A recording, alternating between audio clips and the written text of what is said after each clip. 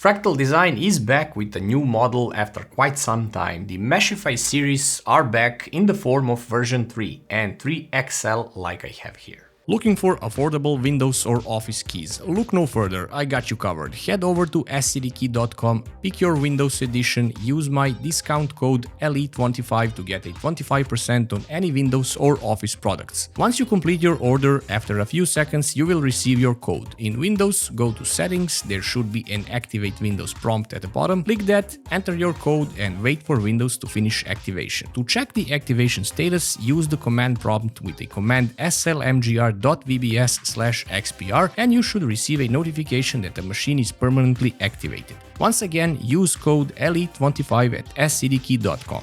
Meshify 3XL is immediately recognizable because of its front geometrically shaped mask. It's angled in so many ways to provide a clean and unique aesthetic for this case. Being an XL model of the case, it's huge, 575 in length, 245mm wide and 515mm high. So rest assured it can accept lengthy and bulky GPUs without any issues. As mentioned before, the front mask is mesh of course, hence the Meshify in its name. It has angled geometrical shapes. There is also a subtle fractal logo in the lower left corner.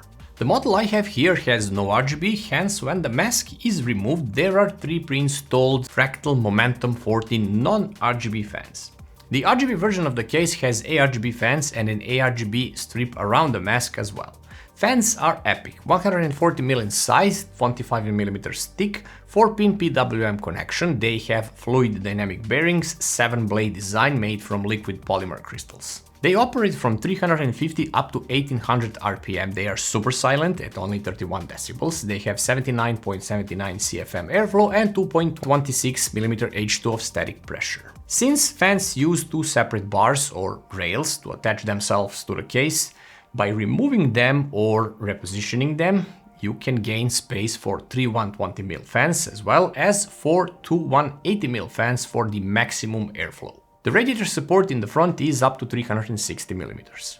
Side panel is tempered glass and it is slightly tinted, just enough that it's not fully transparent. It's held in place by pegs and all you need to do to get inside is to pull the tab at the back and the whole panel just detaches from the case itself. The interior is enormously spacious. It gives you clearance of up to 512mm for the GPU length and 189mm for the GPU height and up to 185mm for the CPU tower coolers. This is literally space for any hardware out there. The motherboard compatibility is extremely wide and it includes the mouthful to pronounce, I'll just leave it on the screen. Sadly, it does not support back-connect motherboards. All side holes are covered with angled covers that are adjustable to hide all the cables that exit on the side, while top and bottom holes are completely open without any rubber grommets. There is this neat hidden air deflector channeling guide that channels air from the front fans upwards and towards the GPU for better intake.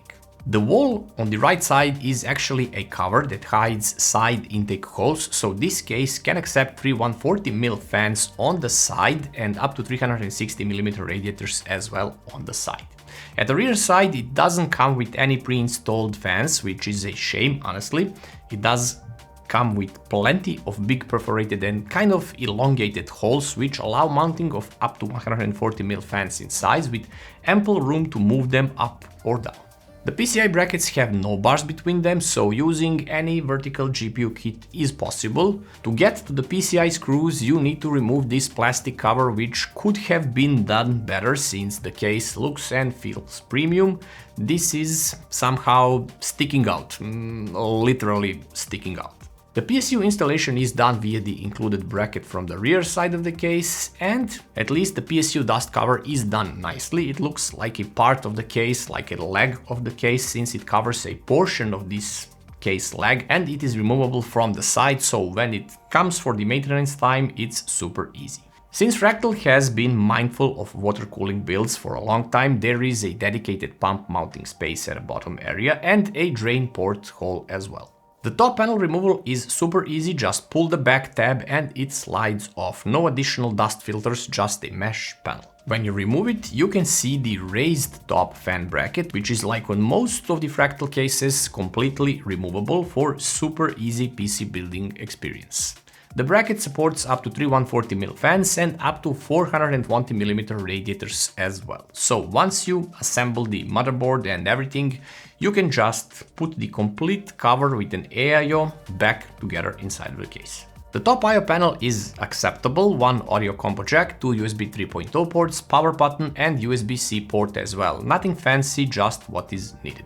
Okay, now the behind the scenes, as mentioned previously, side fan mounting is possible, hence the rear panel has perforated holes in that area. But look at these. These are the next level cable routing and cable clips with adjustable tension or space for the cables. You just press it and it pulls out, or push it in to click into space. It's such a little neat thing, simple yet extremely functional.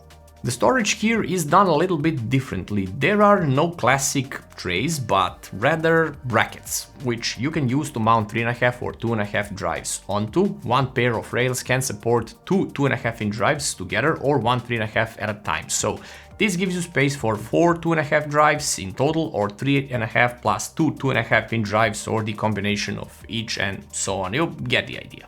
Regarding the building experience, Fractal is known for an easy, literally noob-friendly experience, so this was not an issue at all. I opted to make an air-cooled build this time, no RGB frills, nothing fancy, Noctua fans all around, even at the front, and I made a mistake. And I'll explain what I did and why you shouldn't do that. The build looks gorgeous. I used the classic Ryzen 7 7800X3D for the CPU, cooled with the Noctua NH-U12 Chromex cooler. It keeps it idle at 40 degrees, gaming temperatures are around 57 degrees, and it is maxing out at 78 degrees. These temps would have been slightly better if an AIO was used. The GPU is the RTX 4070 Ti Super and it was idling at 37 degrees. Now, if you are following the channel, you know that this GPU idles less. Gaming was around 65 degrees and not the usual 53 to 54 that it gets. Well, this comes down to my mistake. Remember that I told you that I used Noctua fans, even at the front. Well, it comes down to them. They are simply said underpowered as the front fans. Case is longer than traditional cases and the GPU is not getting the air needed, even with the angled shroud piece. But when I installed the original Momentum 14 fans, things changed for the better. Idle temperatures of the GPU dropped to 29 degrees, gaming temperatures dropped to 55 degrees at average. The CPU remained more or less the same, temperatures varied within 1 degree, so no change there. Regarding some cons that I noticed, there are limits with the side AIO usage. Take a look at the info on the screen, so be mindful of this if you are planning to use side-mounted AIOs. Other than that, for a premium case, everything else seems to be in check, apart from the little PCI cover that I mentioned.